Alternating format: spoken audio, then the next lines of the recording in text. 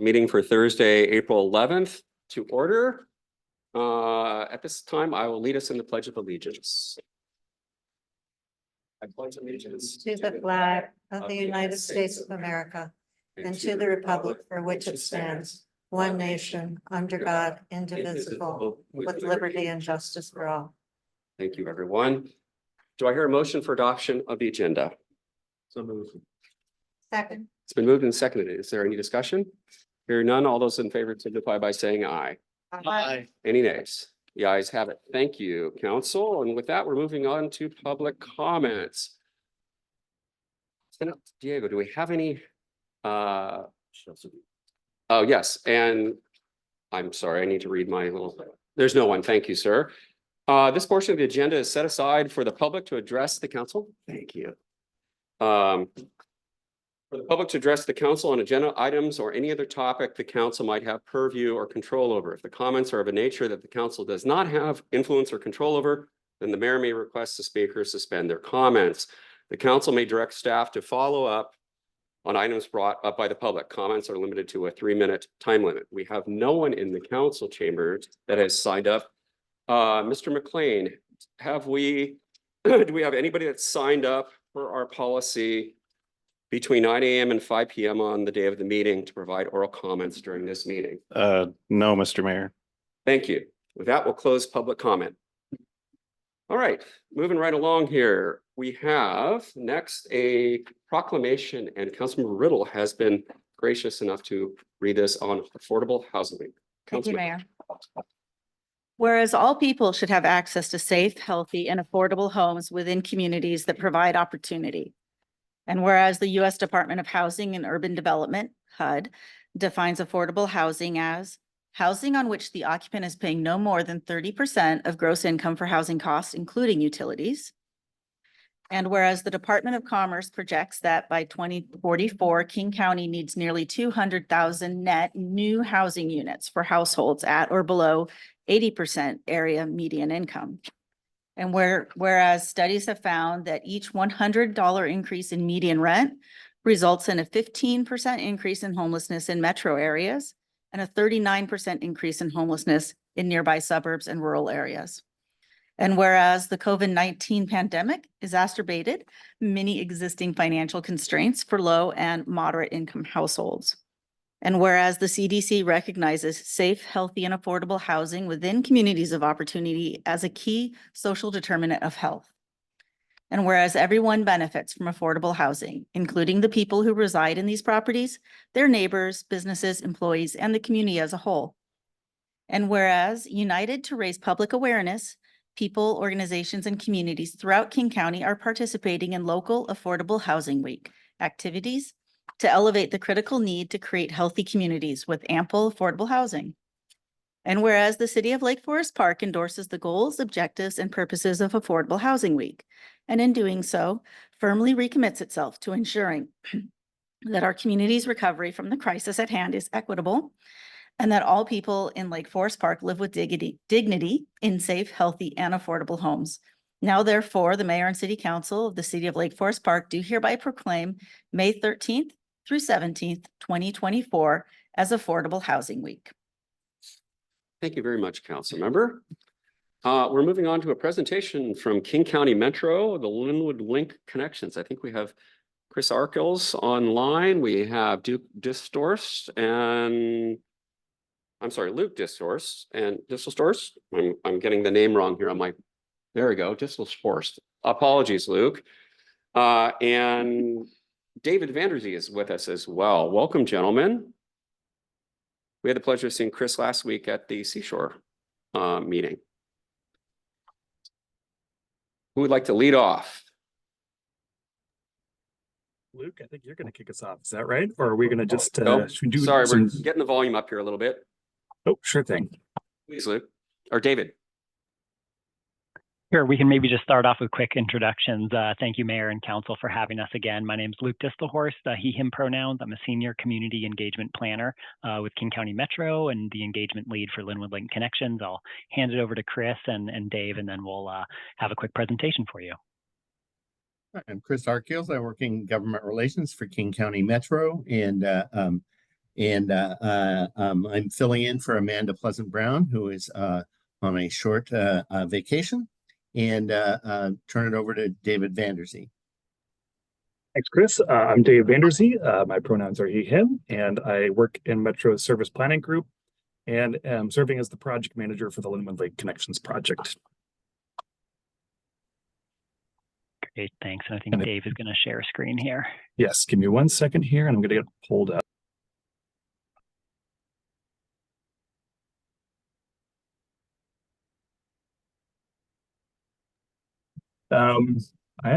I got a message saying that my screen share was disabled. Okay, we'll sort it here on our end. Okay. Just a second.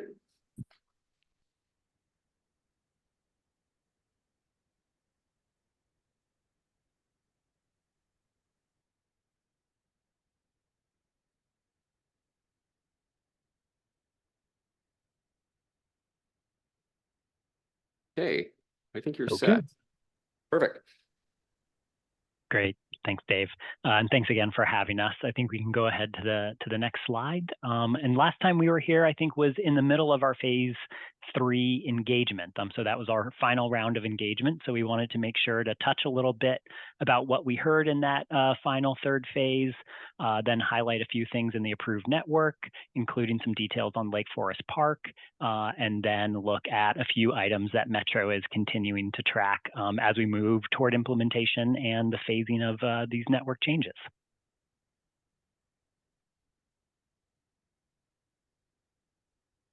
So similar to phase 2, we had a really robust phase 3 engagement. We had almost 4,000 survey responses, thanks to a lot of our jurisdictional partnerships, including with staff in Lake Forest Park. We were able to show up in a lot of community spaces during that summertime. Sometimes summer outreach can be a little daunting because we have a lot of people who might be traveling on vacation out of town during summer break. But luckily, there were a lot of local events that we could attend, connect with riders, both at transit locations and at community spaces they were already at. And then, of course, we do our normal virtual open houses, accepting a lot of qualitative feedback through email and comments that we get in our Metro system, and partnering with community-based organizations who do a lot of work with our equity priority populations and communities that speak diverse languages and may have different needs from those we hear from in our survey. So based on that engagement, I think we can go to the next slide. We had very positive results in that phase 3 engagement. In this phase, we kind of leveled up from the route level to the network level. We made a lot of changes in the network between phases 2 and 3.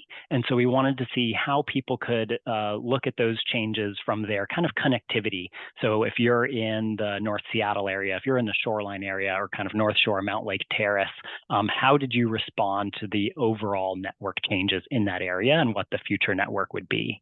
So you can see we had really positive responses both at that sub area level and then also at that overall network level. So in kind of the North Shore and Mount Lake Terrace area, 59% had a positive response, 16 neutral, 25 negative.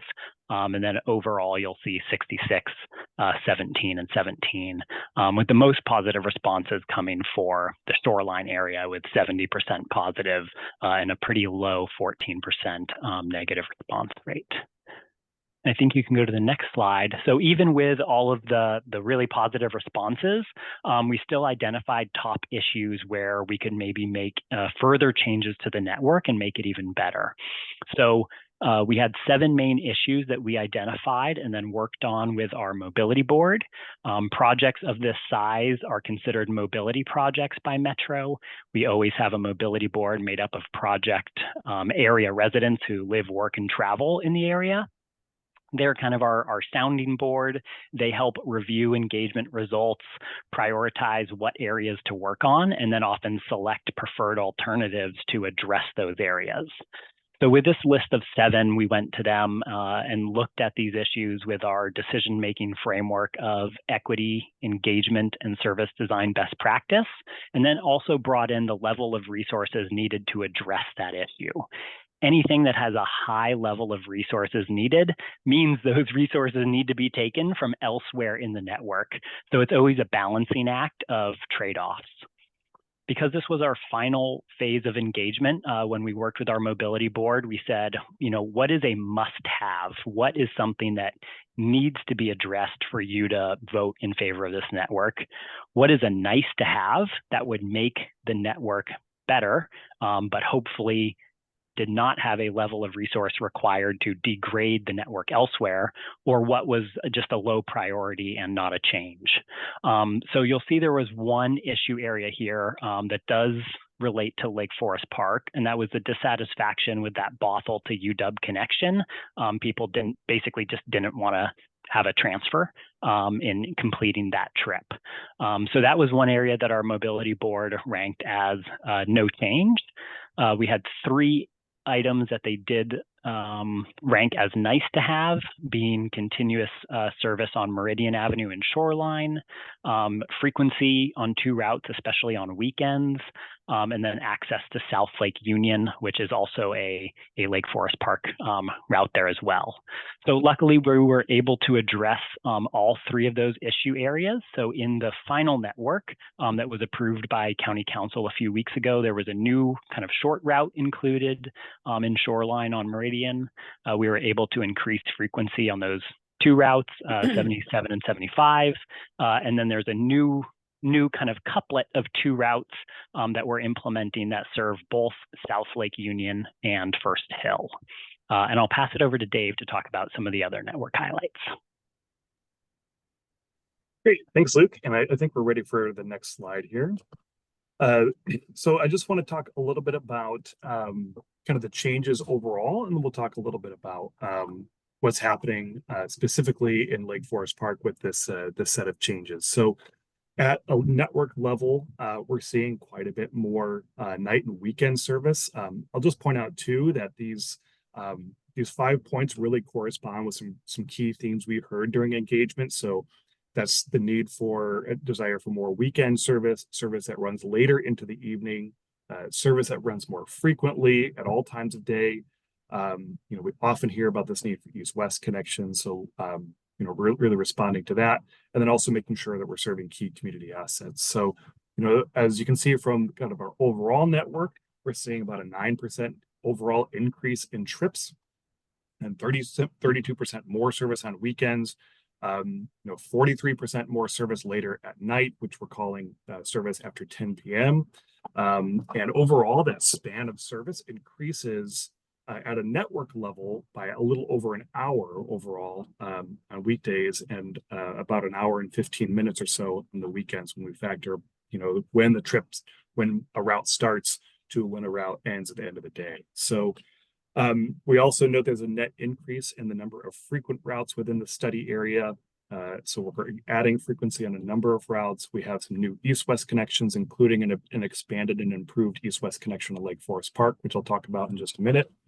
And then also we do an equity impact review. So looking at our equity priority populations, where are we serving, adding service relative to the entire study area, really focusing on Metro's equity priority populations and making sure we're serving key community assets and community destinations. And our equity impact review had overall net positive results. One thing I'll note as well as an overall network is that this network really represents an investment, a reinvestment in service. So there's going to be a substantially higher amount of service hours on the street than there is today once this network is fully implemented. And we'll talk a little bit about phasing in a couple of later slides, but this really represents more buses on the street than there is today. And with each subsequent phase, we're adding back more and more service. So why don't we continue to the next slide? I'll talk a little bit about some changes specific to Lake Forest Park. So a couple of the outcomes of this network is, again, as I mentioned, increased east-west connections. So specifically, I want to call out the Route 331, which has an extension to Bothell, and will also connect the Mount Lake Terrace Link Station. So making an additional connection to light rail, and extending further to the east to serve the Bothell area as well. So in addition, another improvement on the Route 331 is that it will run later into the evening. So as we make connections to Link, we want to make sure that we're connecting as close to that span of services as well, and really responding to that need for later service into the evening. So we're going to see Route 331 trips run later into the evening than it does today. Luke mentioned this in one of his earlier slides, that this, we heard a need to connect South Lake Union. That connection was made by the Route 320, which is currently suspended. That route ultimately is deleted. And the Route 322 is actually going to be revised to serve South Lake Union and First Hill. So that provides that connection in the SR 522 corridor. The 322 also connects to Northgate Link station. So folks can transfer there and connect to Linked if they're connecting into the core of downtown. But if they stay on the bus, it'll continue into South Lake Union at Mercer Street, and then also continue on to First Hill. And then the other big thing I want to point out for Lake Forest Park is this new Metro Flex zone. So Metro Flex is an on-demand service. So we use smaller vehicles, typically vans, like minivans. And we can talk a little bit about that on the next slide, but really providing, key improved service, where there wasn't existing transit service today. And as I mentioned, improving the access to, improving access to priority populations in the study area. So taking a closer look at the Metro Flex zone, we're really looking at a zone that covers kind of the north part of Lake Forest Park and Kenmore, and actually crosses over the Snohomish County border into Mount Lake Terrace and connects at the Mount Lake Terrace Link Station. There's also some key connections along the SR 522 corridor as well. So, we have a number of these flex zones around King County, and the results are very positive. And again, it allows us to serve areas that are more difficult to serve with regular fixed route transit with a 40 or 60-foot bus, because we're using smaller vehicles that can operate on smaller and narrower streets. The way it works is there's an app and a call center or online booking. So a variety of different ways you can actually book your ride and have that van come pick you up within this zone.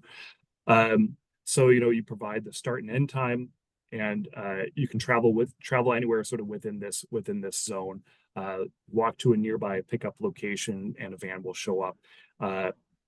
What we look for is, for this kind of shared ride type of service, we look for wait times of 15 minutes or less. So really, when you book that ride, the van, we're aiming for a 15-minute or less arrival.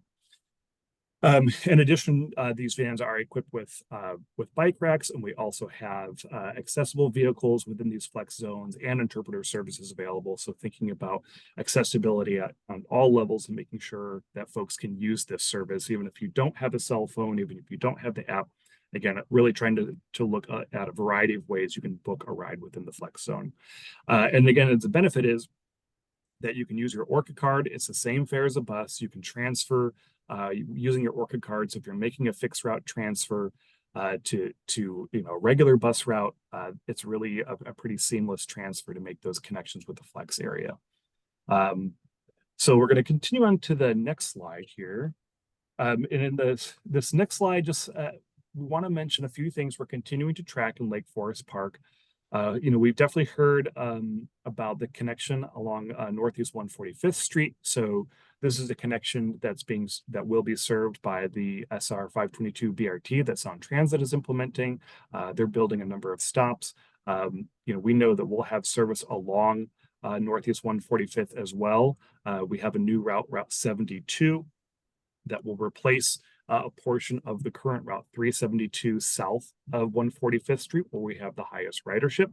So folks in the SR 522 corridor, making a connection from the Stride BRT to the new Route 72, we're continuing to partner with Sound Transit. It's the intersection of SR 522, so Bothell Way, Lake City Way, and Northeast 145th Street. It's a complicated intersection that involves a lot of different parties, but we are still exploring potential stop improvements. This is a high priority for us. We have our capital project managers working closely with these jurisdictions to develop some potential solutions.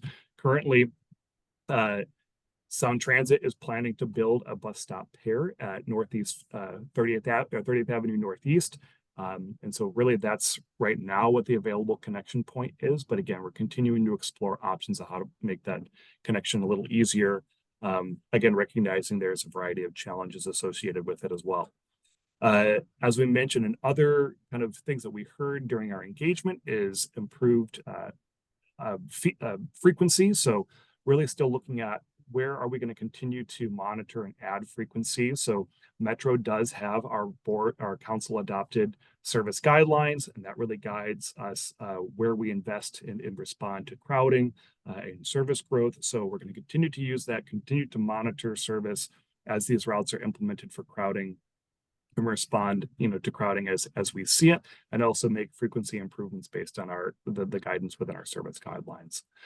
And then we're also continuing to track Sound Transit timelines, specifically related to potential revisions to the current Route 522.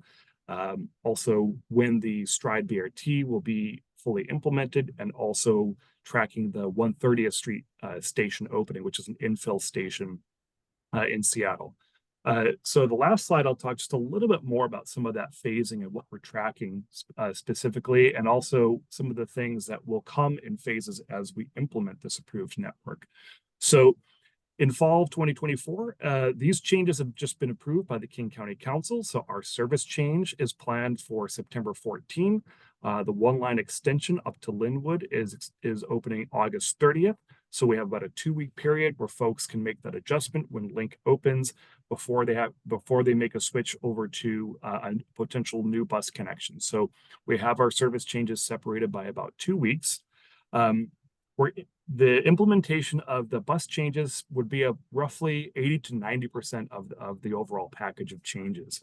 But not all routes would be implemented on this fall 2024 service change. We have a revision to Route 65 along Northeast 145th Street to make sure that we're maintaining some continuous service along Northeast 145th before the Stride BRT is implemented, along with our Route 72. So that Route 72 is also one of our later phase changes. So in the interim, Route 372 is going to continue to operate. So Route 372 will continue to operate until 2025. And so we expect in 2025 that Route 372 will be replaced by the Route 72, along with revisions to the current ST Route 522. In addition, we would also implement the new Route 77. So the new Route 77 is another route that connects Lake City and U District. It also travels east to west along 125th and 130th out to Bitter Lake. So that is a change that will come later. And again, at a minimum, we're looking at the connection between Lake City and U District on the 77. We also have a revision to Route 65. So we have a plan to shift Route 65 off of 145th Street and really have the Sound Transit Route 522 do the majority of that service, along with the Metro's new Route 72 along 145th Street. In addition, that revision to Route 331 that I mentioned, the extension to Bothell, would also come in 2025 as part of the second phase of changes. And then the last phase of changes is really associated with the opening of the 130th Street station. So that we would extend the Route 77 from Lake City to Bitter Lake. If it's not already extended, we say if it's not already extended because SDOT is rebuilding a lot of the roadway there. So if that roadway is open and available before the station opens, we'll make that extension. If it's not and it's timed with the station opening, at that time we'll make that east-west extension of the new Route 77. And then also our current understanding is that the Sound Transit Stride BRT will open in 2028. So all these changes have been approved along with this phasing plan by King County Council. So our next steps at this point are really to focus on messaging, focus on getting information out to people, help them make this adjustment. We're going into full communications mode between now and September and beyond as we communicate these changes, work with folks to get orca cards, work with folks to understand the new travel patterns, and really get folks acclimated to these changes so that when they're implemented, we're really making sure that folks have as easy a time as possible adjusting to these new changes. So I believe that's our last slide. So I think we have some time for questions and comments. Great. Thank you very much, David. Council, questions for Luke, David, or Chris? I would defer to Mr. Goldman because I know he has questions. Yes, I do. So at last week's Seashore Transportation Forum meeting, we had a briefing from Sound Transit on the Stride project. And at that meeting, I made comments that were jointly directed to Sound Transit and to Metro. And I'm essentially going to make those same comments, that I am strongly dissatisfied with this restructure. And I'm focusing on the Bothell Way corridor.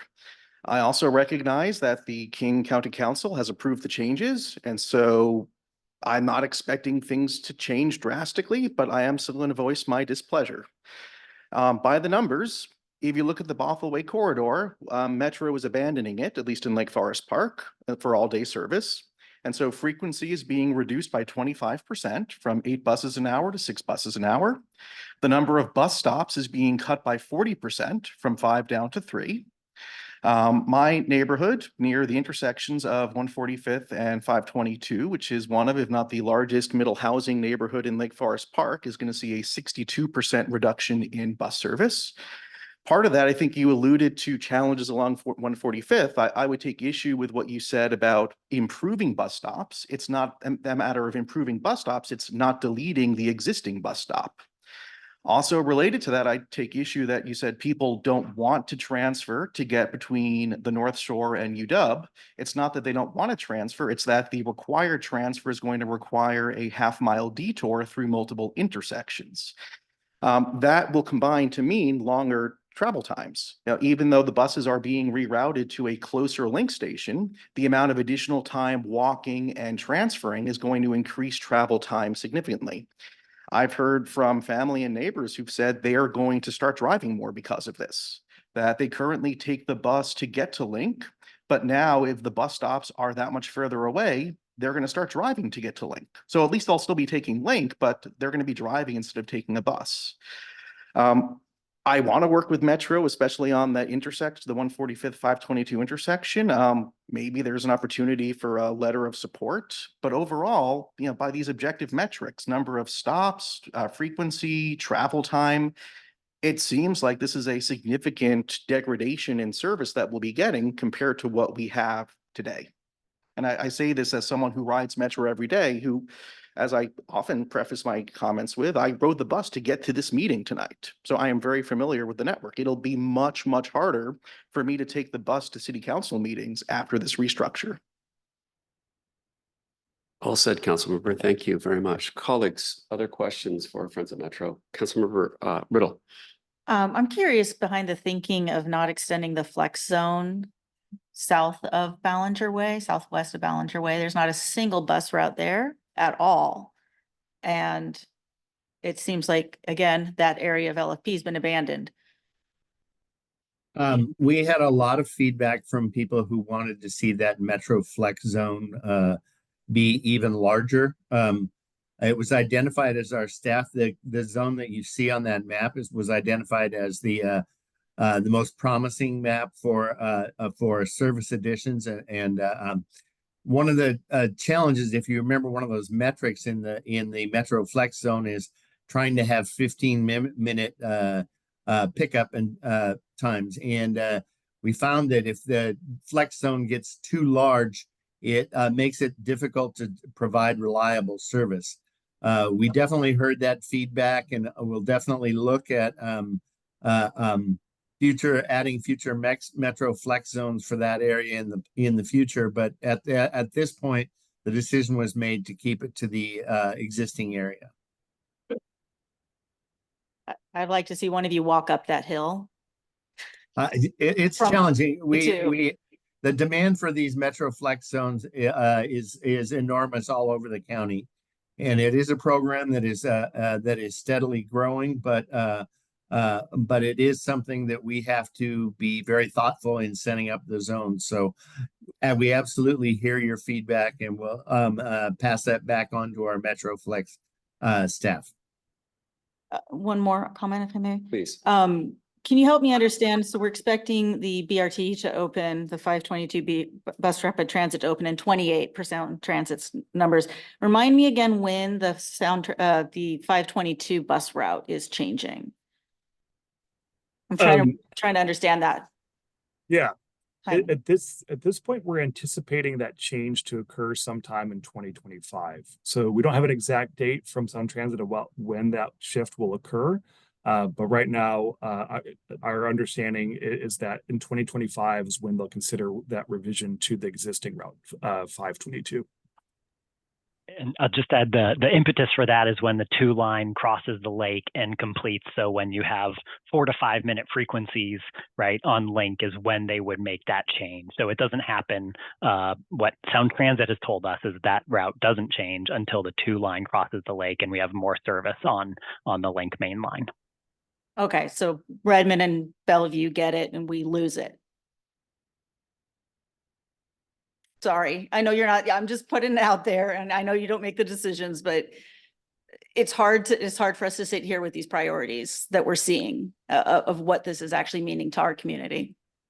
Sorry, can you clarify the Redmond and Bellevue get it? I'm not sure I follow. We lose 522 traffic when you gain more routes to across the lake to Redmond and Bellevue. We're not benefiting from line 2 opening, but we're losing. So line 2 goes from Redmond, Bellevue across the lake, and then it goes to Lynnwood. So every other train will be serving that main corridor from the CID station in South Downtown Seattle, in the International District, up to Lynnwood.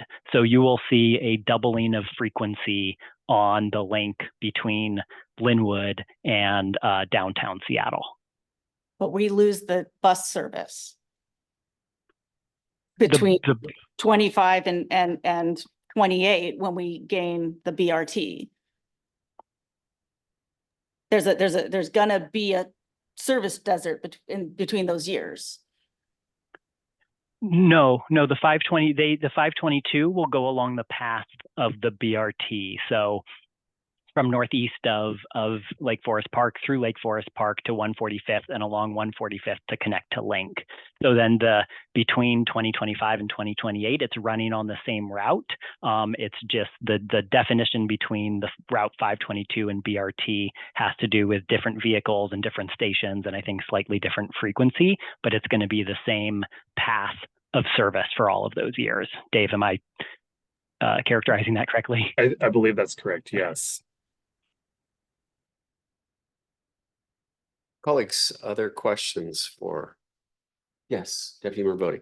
Thank you very much. And I just want to reiterate Councilmember Goldman's comments. I know that these comments have been made consistently throughout the process, and as Council Member Riddle indicates, we are losing in this shift consistently in many aspects, including losing bus stop and degree of service. So I appreciate your coming here, but I don't think that we feel very well served by this plan. I had a question about the MetroFlex program, and excuse my ignorance, but is Town Center in that flex zone on the map?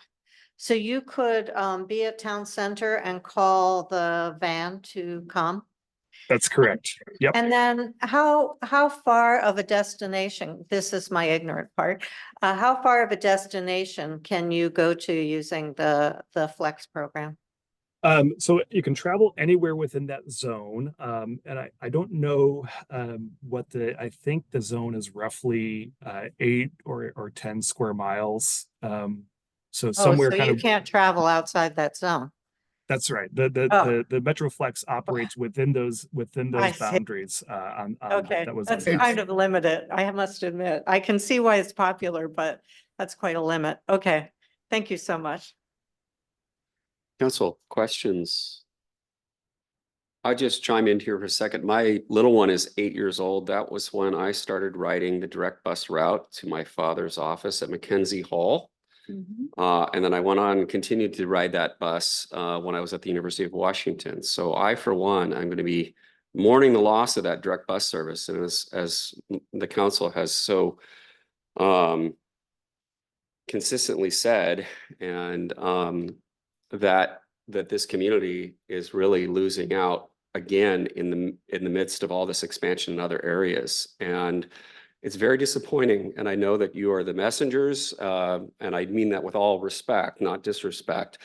And you're not, but this needs to be communicated upwards to the folks that are making the decisions, because once again, Lake Forest Park is a drive-through, and it's very frustrating for us because our citizens have enjoyed a long history of academia and people, both research scientists, professors, executives at the University of Washington, riding the bus directly to the university. And this is going to increase travel times and additional burdens. So we're going to see more people jumping into cars in an already traveled and very difficult corridor.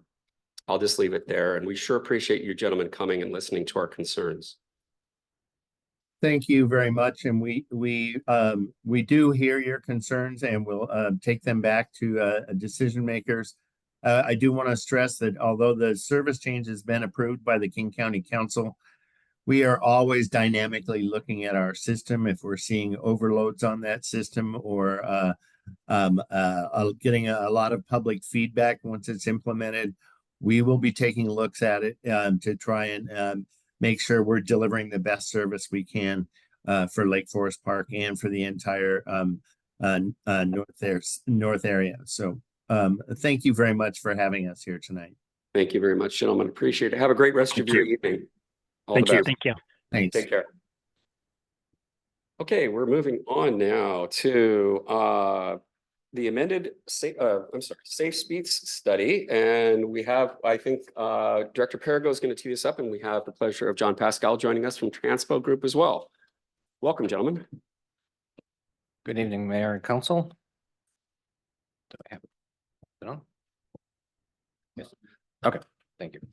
Before John comes up and does his presentation, again, John Pascal is the managing principal for Transpo Group. Just as a refresher for the residents, city council, and new council members, last year, to address residents' concerns and comments regarding speeding through the city, council requested that a citywide safe speed study be performed and completed to assess the current speed limits and make recommendations for setting the appropriate speeds. The city engaged Transpo Group to complete the study, and their first safe speed study draft recommendations were presented in December of last year to the council at a council meeting on December 14th. Feedback from the city was incorporated into the final safe speed study, and Transpo Group has prepared a presentation based on that draft for that final draft for tonight. Also with the study as a staff recommendation before you tonight to pass a motion to accept the final safe speed study. We'll have time after John's presentations to answer any questions and consider the motion. So thank you, John. I appreciate it. John, welcome.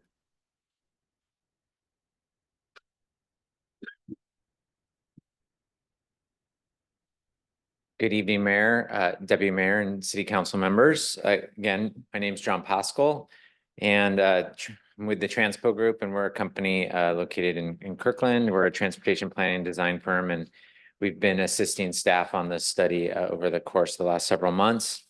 So I'm here to just provide essentially a 5 to 10 minute presentation to kind of highlight the key findings of our study and talk about our recommendations. So do I get to control it? Thank you. I was going to ask that question. So the purpose of the study was to evaluate potential speed limit changes all at one time. The advantage of this approach is to ensure consistency in setting of speed limits and promote safe speeds across the city. The work that we performed as part of this study was based upon methodologies identified in the NACTO City Limits document, which Council adopted by ordinance in October 2022. NACTO stands for North American City Transportation Officials. That document identified a range of criteria that should be considered in setting of speed limits, which is different from historical ways in which speed limits were set many years ago. At the end of the day, we are striving for consistent speed limits to avoid driver confusion and to account for other characteristics that need to be considered when setting of speed limits. This slide we like to show every time just to remind those that might be watching or that haven't seen the presentation in the past. But I think many of you know that research has shown that vehicle speed is directly linked to crash severity. And for those walking and biking, even a small increase in speed significantly increases the risk of serious injury and death. And this is why we look at vehicle speeds. When it comes to the city's arterial and collector roadways, there are over 13 miles, center lane miles, and speed limits range between 25 to 35 miles an hour on those roadways. Almost 80% of the arterials and collectors in the city are signed at 25 miles an hour today, as shown in the chart on the right. And as a reminder, the city also has 4 roadway classifications. The focus of this study was on minor arterials and collectors, state routes, which are also classified as principal arterials by the city. WashDOT has jurisdiction over those routes, State Route 522 and 104, and those were not included in this evaluation. We are also looked at local access streets, and I'll be talking about that a little bit. Overall, we had identified 3 options that we summarized with you and discussed with you in December. These 3 options that we looked at in setting of speed limits was to continue using the methodology that's been used for the past few decades, which is based upon 85th percentile speeds, the speed at which 85% of the traveling public is traveling at or under. The second option was using information from the city limits document that you adopted and tailoring that specifically to Lake Forest Park's roadways and their characteristics. And then the third option was just to set a default speed limit on all arterial and collector roadways, which was also a recommendation in the NACTO city limits publication. We presented all of these in detail, and just to kind of summarize very high level, the old method really is not going to be used moving forward. The United States Department of Transportation, which publicizes the MUTCD document, Manual on Uniform Traffic Control Devices, it's a real mouthful, has come out with an updated publication that is much more consistent with what I'm talking to you about tonight. And then as far as the other option 2, what we found from that evaluation was when we looked at each roadway specifically, only 2 roadway segments were shown to remain at 30 miles an hour under that methodology. So we are here tonight recommending option 3, setting a default speed limit for all arterials and collectors. This creates less confusion. It treats all the roadways the same. However, in the future, if, for example, your land use continues to change and you want to consider perhaps down the road 20 mile an hour locations, there is the methodology in the safe speed study to allow for that, but it's very specific criteria that where you could consider that at a later time. But this provides a very comprehensive approach to addressing vehicle speeds and setting of speed limits.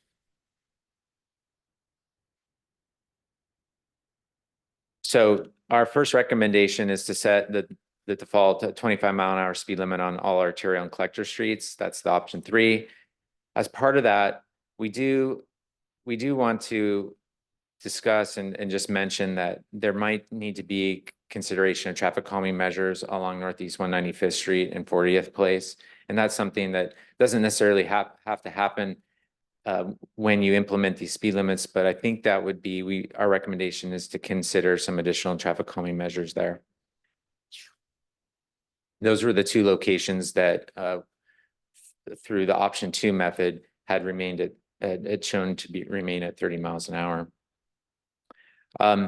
In regards to local access streets, we're recommending changes to those as well, to lower the speeds to speed limits to 20 miles an hour. These are typically low volume, low speed roadways. You have approximately 39 miles of centerline miles across the city. That's an estimate of public roadways. There are some private roadways as well. The map on the right highlights those roadways that would be designated as 20 miles an hour. You actually have a few locations, I think, as you know, that are 20 miles an hour today. So the final recommendation is to set the default speed limit to 20 miles an hour for all classified roadways at local access or less. And that's allowed under RCW 4661-415.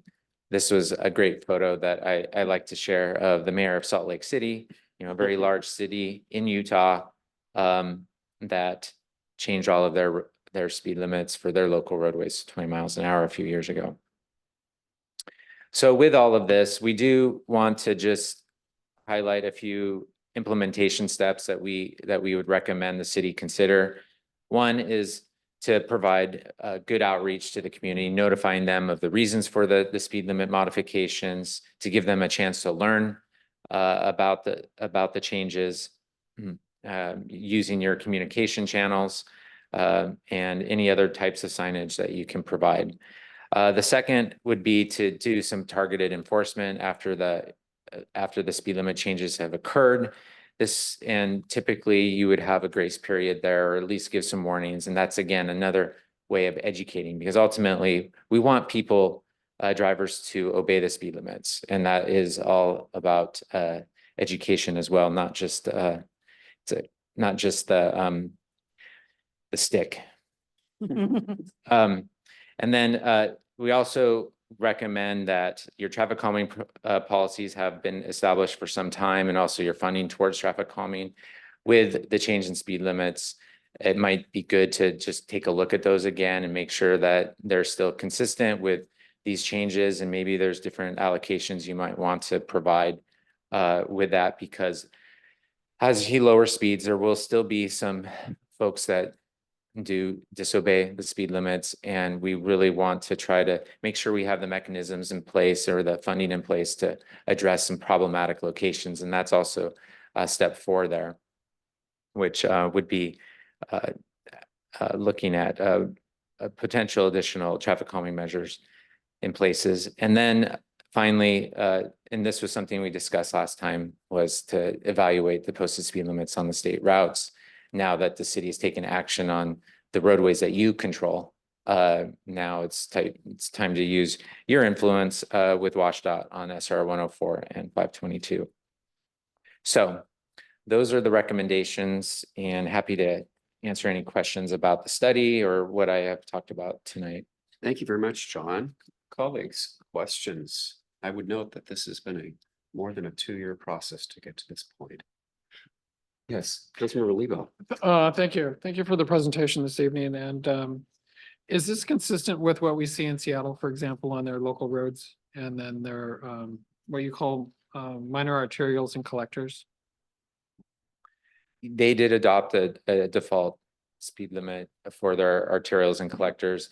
They do allow for some of those to be modified, some certain arterials and stuff.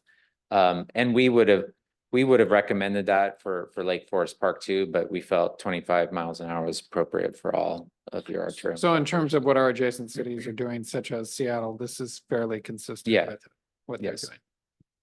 The other is, if I may, we did talk about SR 522 and SR 104 and perhaps using our influence, but we were still waiting for a WashDOT to respond. Have we gotten any feedback from WashDOT? No. I actually spoke with CEO Sparman from Sound Transit on Friday about a letter of support from them encouraging WashDOT to lower the speed limit on 522. But it's still pending, as I understand it. We did hear back from them on 104, however. And what did they offer? I'll let Mr. Hill talk about it since he directly. Well, and it's behind a lot of other things over the last few weeks. They were gonna lower the speed, and I don't know if they've done that yet, but they were going to drop the speed on 104 to 30 miles an hour. 35 in the 40s. 35 in the 40 zone, sorry. To Hey, you remember better than I do, so I should be quiet. Yeah, John, they had said that they would lower the speed limit in the 40 zone from the city limits to 35th Avenue to 35 miles an hour. Yeah. And then after the Complete Streets project and the repaving happens, then they will reassess the entire corridor for pedestrian multimodal safety and evaluate the speed limit at that point. Yeah, I think that's all we've heard.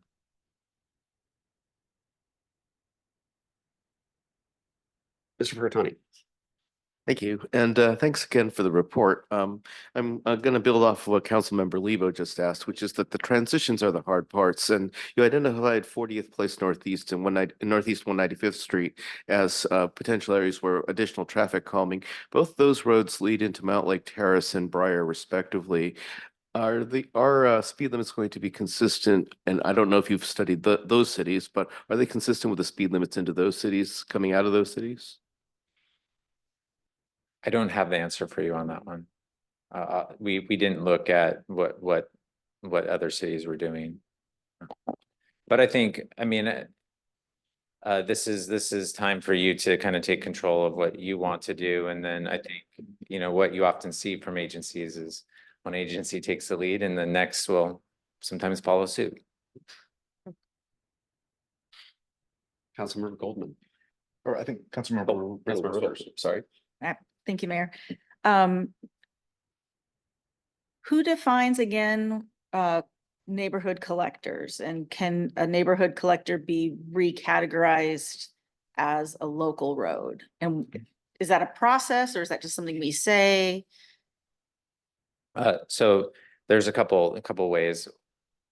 Well, first off, the classification of your roadways is typically considered, or any updates is considered as part of your comprehensive plan update, your transportation element update, because that's where that classification policy lives. And then, however, there's criteria that's typically utilized about a roadway to classify it from one way or the other. So it's not arbitrary.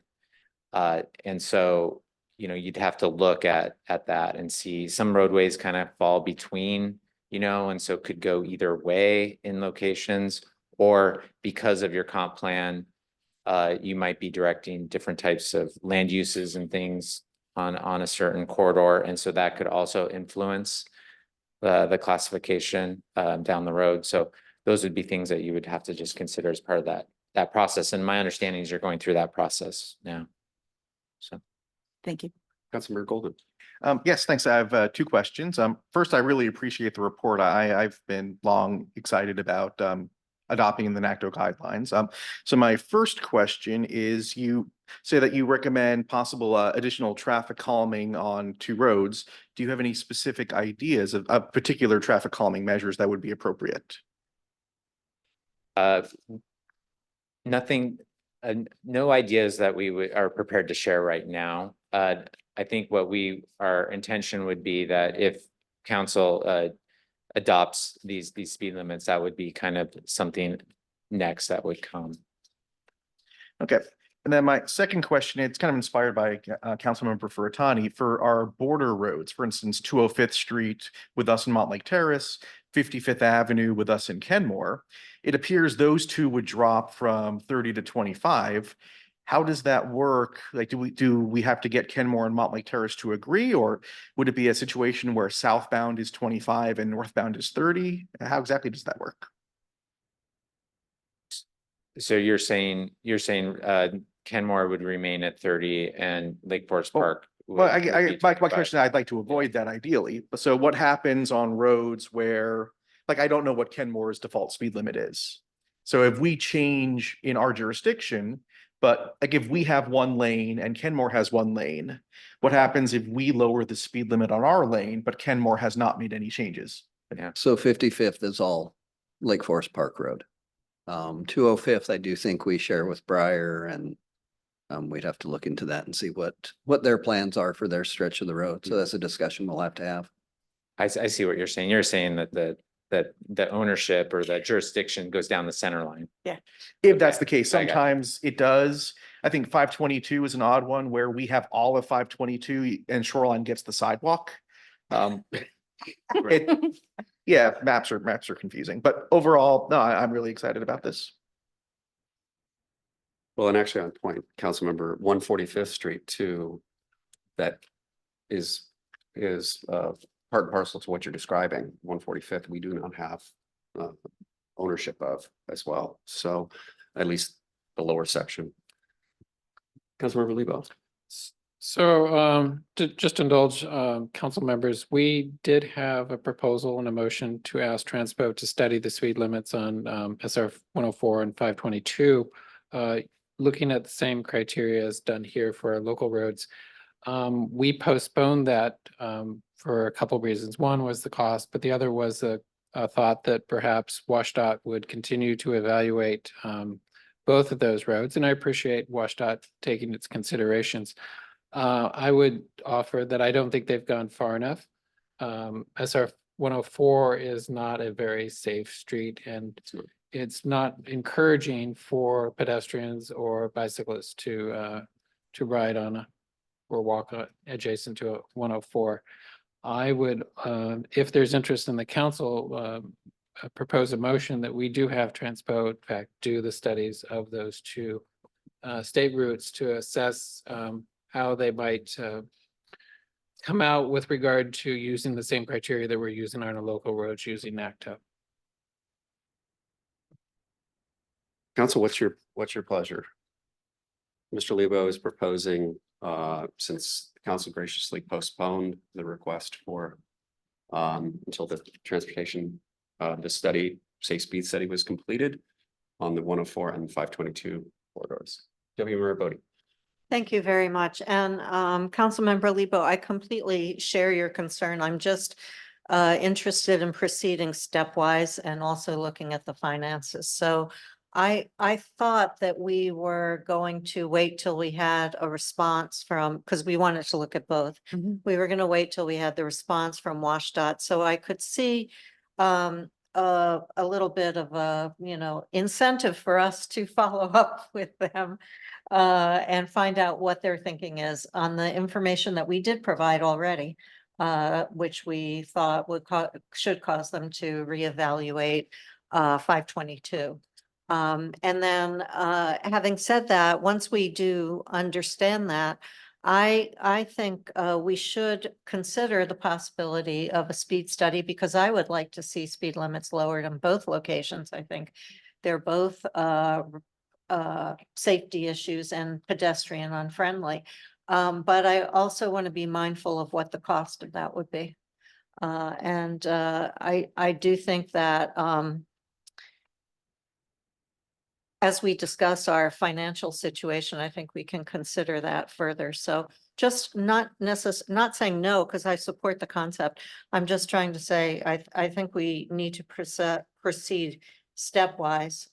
We also are looking at the same time at traffic camera issues. And so I do want to be mindful that we have a lot of traffic issues, traffic balls up in the air. So yes, with a caveat. Councilmember Furtado. Yes, thanks. And yeah, I appreciate Councilmember Lebo's comments. And I'm just wondering if there's a way we can kind of ask, as Deputy Mayor Bodie pointed out, wrap this somehow together with the traffic cameras. Because my understanding is that by adding traffic cameras at this point, it would automatically trigger the need for such a study.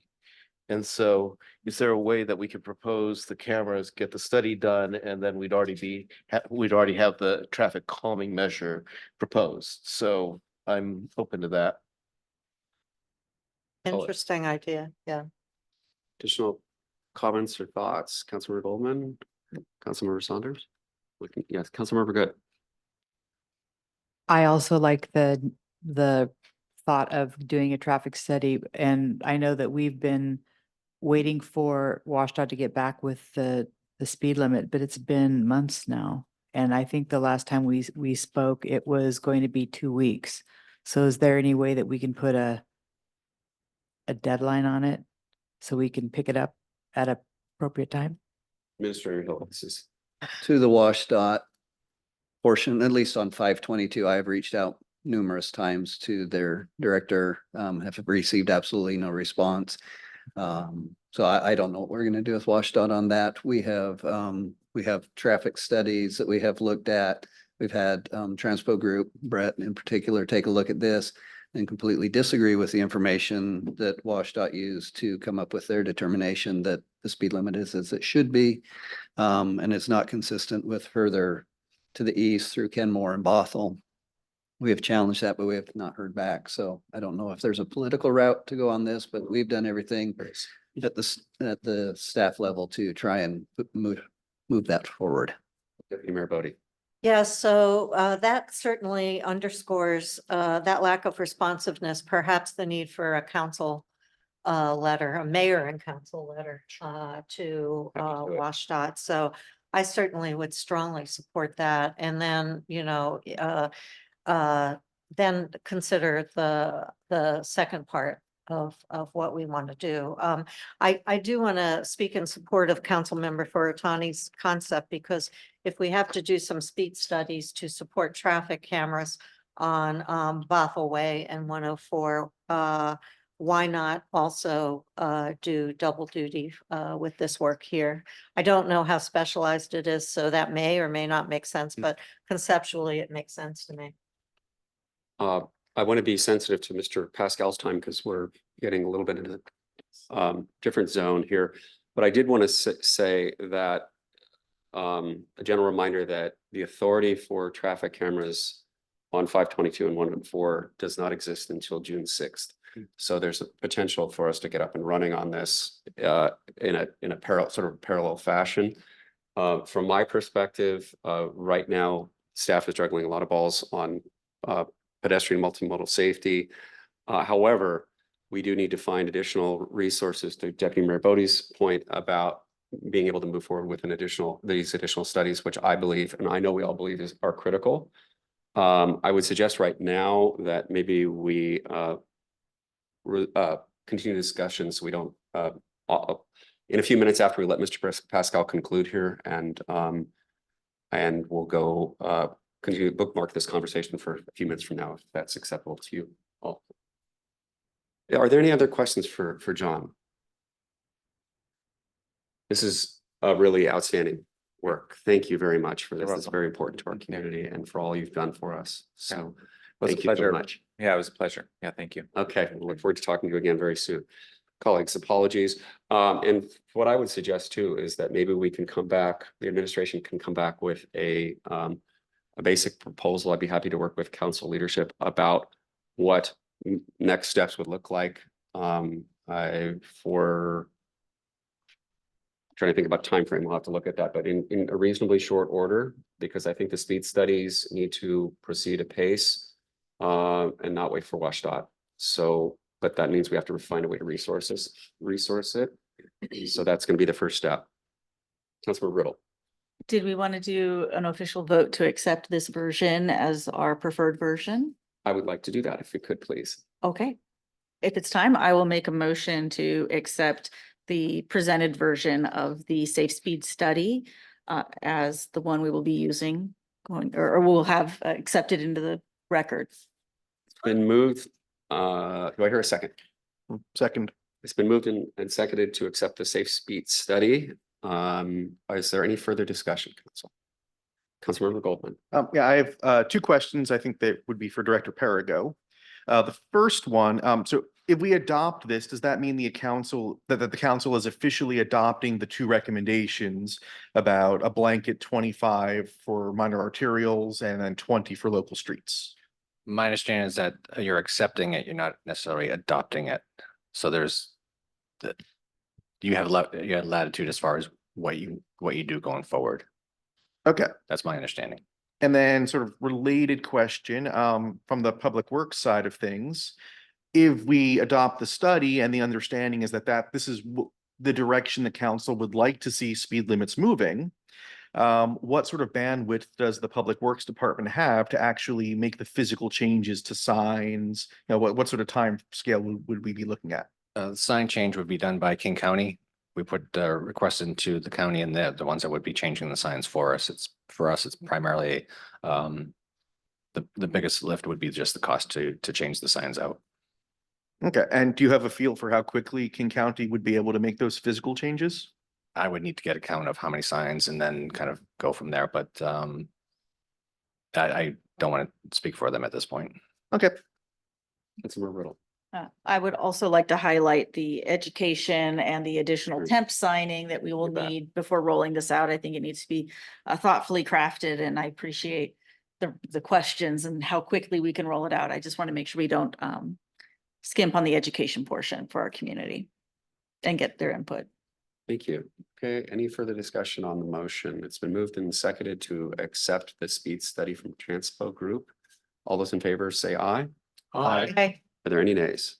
That passes unanimously. Thank you so much, council. This is important work for our community. And as I indicated, it's more than 2 years in the making. And it means a lot to the community and all of us who've been involved.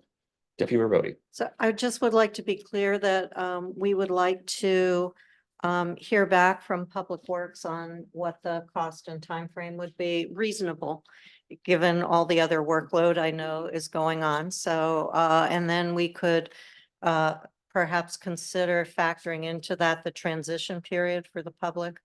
And so if you could give us a rough timeline subject to change as we discuss it, but something that's reasonable and yet reflects our interest in moving forward with this and not losing momentum. Second, I want to follow up on the thought that we do need to have some further discussion and with the mayor about how we could fund a speed study on the major arterials and how that might mesh with, or if it can even mesh with the speed studies that would be done for post-June speed cameras on those arterials. So that's something that needs some follow-up work. And then last but not least, is it worth it to send a letter from council and the mayor to WashDOT? Or should we just proceed? I've got kind of mixed views on that, so. If I may, there's sort of a stronger option as well, or parallel option that I can take, and I'm happy to exercise that at this point since we haven't heard back from them. I will reach out directly to someone that I can make contact with and try to apply some Okay, urgency about that. I just wanted to make sure we had a clear understanding of our to-do list. You bet. And council, I was looking at the calendar here. I'm trying to think about what is the appropriate time frame to come back to you. First of all, we're gonna have to talk about the resource question because we're looking at several things that we need to do in the very near future. And I don't want to get out ahead of ourselves here about some of these discussions about what avenues we have for resourcing these kinds of things. I would say that maybe that the next council meeting, we can maybe broach the subject of opportunities to resource a couple of these items.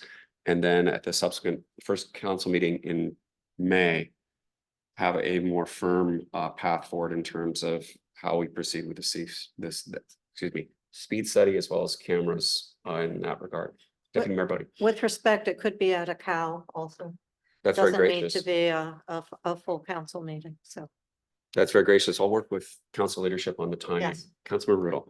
I just want to highlight if there are any police department sort of thoughts as well to loop that into everything. And I think, regarding the timing and looking at doing it in the summer when the school zone cameras aren't on to make it less complicated I think we need to take all of this into consideration. I appreciate the urgency of the next couple of sets of meetings to get this in front of us. I think it's important. And I think that per our conversation in the work session regarding the traffic camera question that we discussed, this is not the time to to ease off. We need to keep things moving forward as we're able to have successes, because there's clearly an urgency.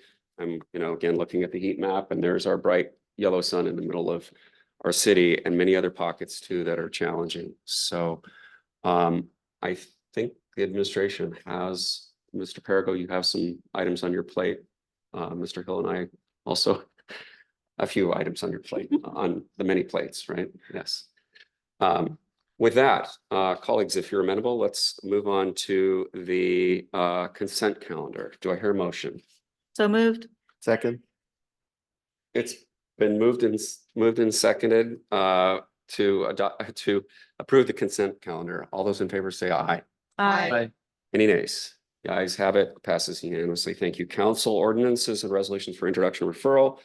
Resolution 24 to 1949, authorizing the mayor to sign the Washington State Department of Ecology 2025 Municipal Stormwater Capacity Grant.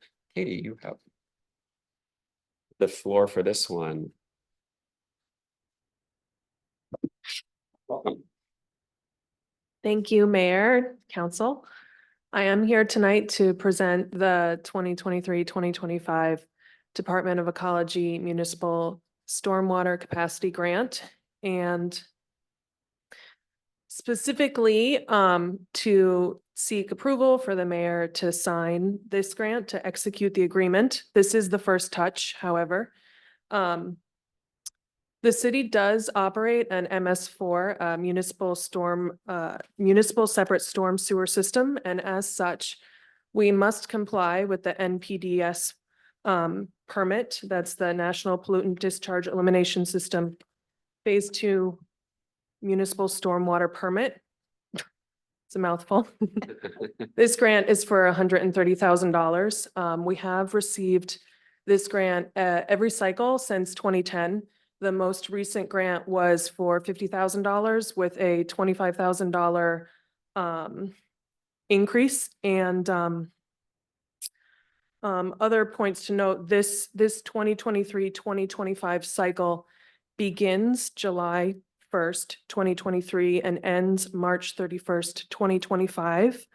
And the reward is retroactive. One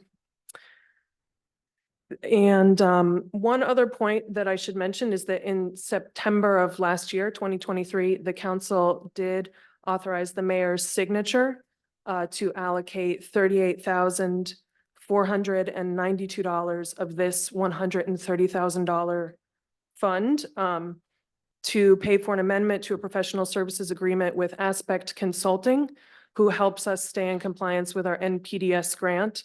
And that money went towards a spill kit program and dumpster outreach program that they implemented on our behalf so that we would stay in compliance. So some of the money has already been earmarked, but those are all the main points. Any questions so far? Councilman Riddle. I'm just curious about the retroactive. Other than what you mentioned, are there any other specific costs that we would be using this grant to reimburse us on? Or are we looking at, we're going to spend this much going forward and just using it going forward? We have not accounted for all $130,000 yet. Okay. I do expect that we will, and I'm sure if we end up having extra, I'm sure we'll think of a great use for it. So there's 90,000 left over after the 40,000 that's already been accounted for, and I checked earlier today. I do think that Corey charged one thing to this already, but I think that there will be more coming. Okay, thank you. Councilmember Furtoni. Thank you. And thank you, Project Manager Phillips, for basically summary of what this grant is about.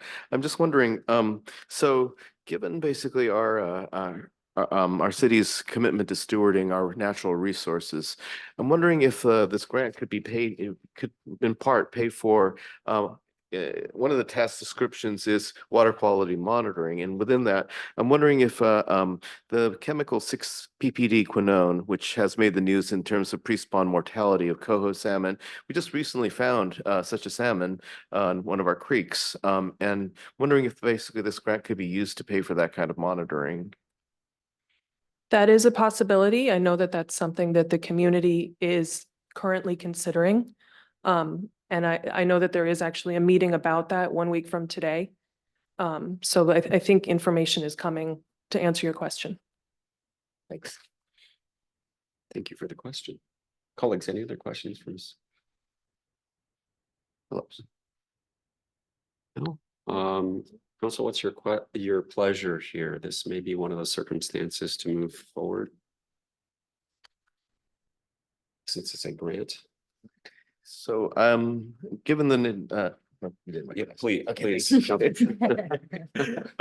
so Tacit understanding. right, given that relatively uncontroversial nature of this, given that with the grant has been accepted since 2010, as you said, I would like to waive the 3-touch rule for accepting this grant. Second. It's been moved and seconded to waive the 3-touch rule in this circumstance. Is there any discussion? Mr. Goldman. Yeah, so I'm a little torn on this because on the one hand, this seems completely non-controversial to accept the grant. On the other hand, am I correct that since this is retroactive anyway, there's no urgency that says we need to get the grant right away, that if we approve it now or in 2 weeks, it's still retroactive to the same initial date? You are correct. So I suppose where I'm leaning against waiving the 3-touch rule just because while it's non-controversial, I also don't see it as urgent. Councilmember Furtani. In which case it is controversial, so I will withdraw my motion. Deputy Mayor Bodie. I was going to speak in favor of the motion in the interest of efficiency and not having to take this up again.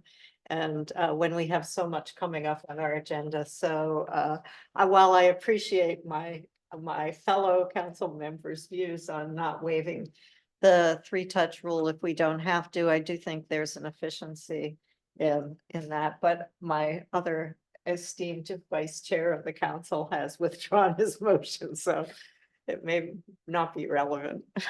Councilmember Lebo. I appreciate the council members' comments and the graciousness of Councilmember Furtani, but I would like to move that we waive the 3-touch rule. As our deputy mayor has eloquently stated, we have plenty to do. This is, I think, recognition that there is a certain amount of efficiency and recognize the value that our staff puts to these things. It's not insubstantial to come before the council. I again second that motion. It's been moved and seconded to suspend the 3-touch rule on resolution 24-1949. Is there any further discussion? Councilmember Riddle. Well, I agree with all of you. But I think in respect to our staff time and this not being something that we know we wouldn't do, I'm in favor of the 3-touch rule this time around in respect for our staff time. In favor of the 3-touch rule? In or favor of waiving? waiving the 3-touch. Thank you. Okay. you. I understood. The what you motion, meant, not what in you favor of said. the motion. Fair enough. Trying to Any further discussion? be in words. All those in favor of suspending the 3-touch rule on resolution 24-1949, please say aye. Aye. Are there any nays? Nay. Record, there's 1 nay and 6 ayes, correct? And then I'd entertain a motion for adoption of resolution 24-1949. Councilmember Furtani. I'd like to propose the adoption of resolution 24-1949, authorizing the mayor to sign the Washington State Department of Ecology 2023-2025 Municipal Stormwater Capacity Grant. Second. It's been moved and seconded to authorize the mayor to sign resolution 24, authorize the mayor to sign the Washington State Department of Ecology, et cetera, et cetera. I'm just going to leave it there. Is there any further discussion? All those in favor say aye. Aye. Are there any nays? That passes unanimously. Thank you, council. I appreciate that. And I do, thank you very much, Ms. Phillips. Thank you. Appreciate it. Okay, Mayor? moving, yes. I'd Please, Councilor appreciate a short recess if we could. What's If your, it's just a 5 minute, if the Uh, council. and sure, you- we're recessed for 5 minutes. You. Everybody. For the record, we're back in session. Deputy Mayor Bodie. Yes, I'd like to make a motion in the interest of time and some other business that we have and priorities that we postpone item 8C.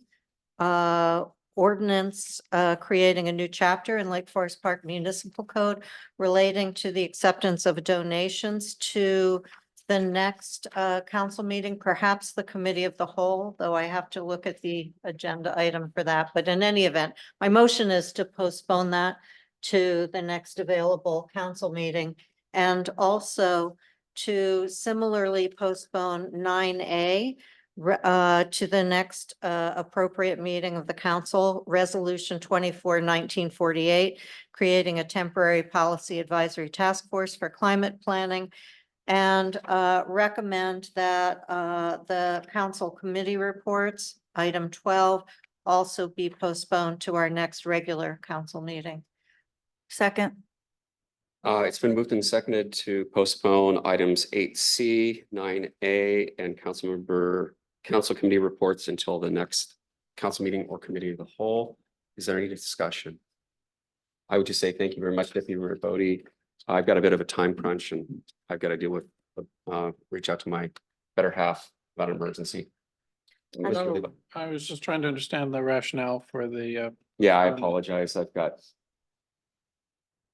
top of the hour, before the top of the hour, I need to be finished, or I can hand it off to the deputy mayor. That's more. I was going to work with the council vice chair and figure out convenient times for us to take care of this. And I think that the two items that remain, Resolution 24-1950 and the executive session, will actually take up our remaining time. Yes. Any further discussion?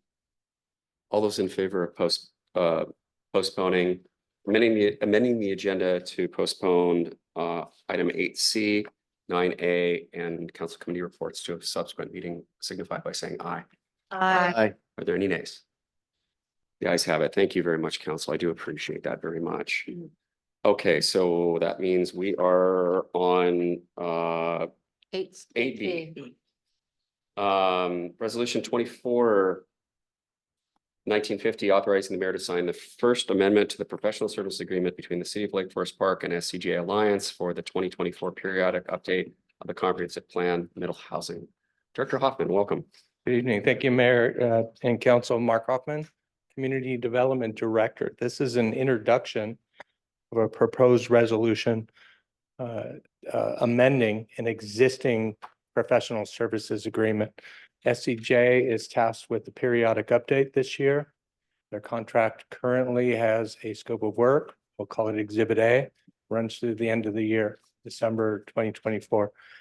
The city has been awarded and has accepted an additional grant from the Washington State Department of Commerce for $50,000 for mandated work on middle housing, House Bill 1110. Now that the grant's accepted, we would like to amend the existing professional services agreement with SCJ to do three things. One, add scope B in your attached draft contract to the existing scope A, extend the date to do this work to June 2025, and increase the compensation amount an additional $50,000. Tonight's just an introduction. There are 4 attachments, and we're available for any questions. Council, questions for Director Hoffman?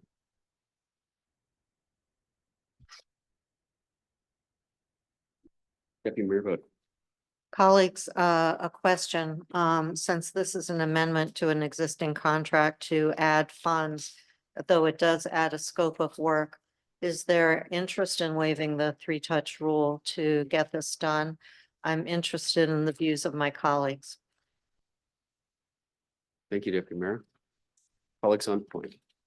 Yes, Councilman Riddle. If I may ask our Community Development Director, Is this work that you would like the consultant to get started on right away? Is the scope of work needing to be given to them right away?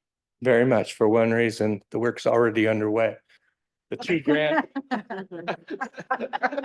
and I know we're in a public setting, but that's just the reality. The Absolutely. two grants deal with policy and development regulations. It's impossible to bisect that conversation, but they're unique. You cannot get a reimbursement for the same work.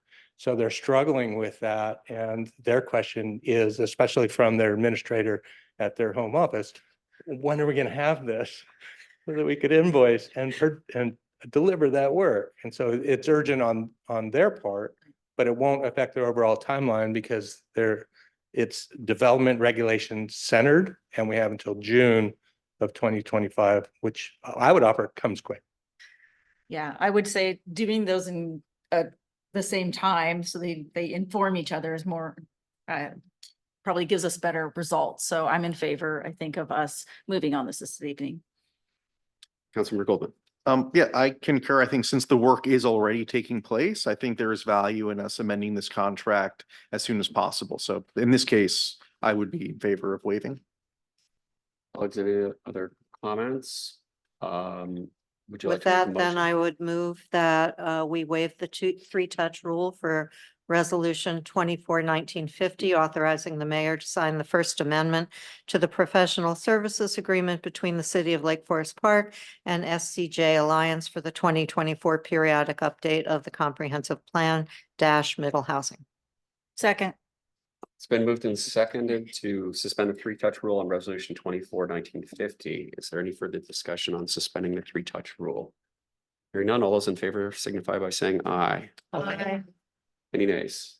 Ayes have it. I should start using unanimous consent on that since Yeah. there's no discussion to expedite things. I'd entertain a motion adopting Resolution 24-1950. Mr. Mayor, I would like to move the adoption of Resolution 24-1950, authorizing the mayor to sign the First Amendment to the Professional Services Agreement between the City of LFP and SCJ Alliance for the 2024 periodic update of the Comprehensive Plan Middle Housing. Second. It's been moved and seconded. You're very good at reading that, Deputy Mayor Bodie.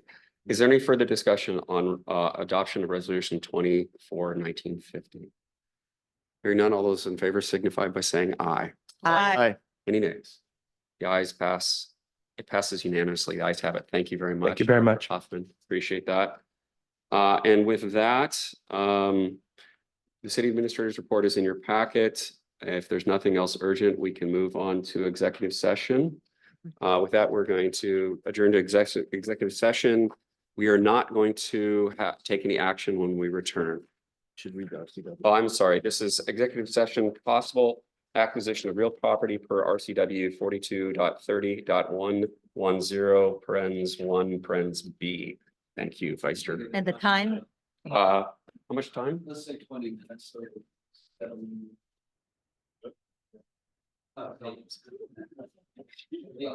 About 20 minutes. That's 8:50. 8:55.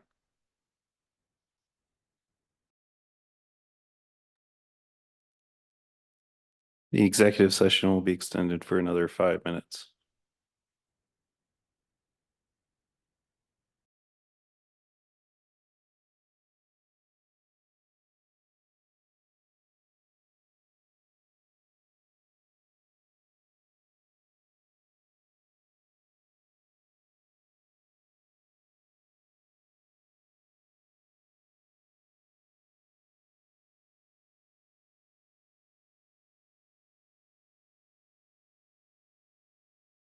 And I will say we're adjourned. Thank you, everybody. Thank you. Thank you. Good night. For John to get on the dance.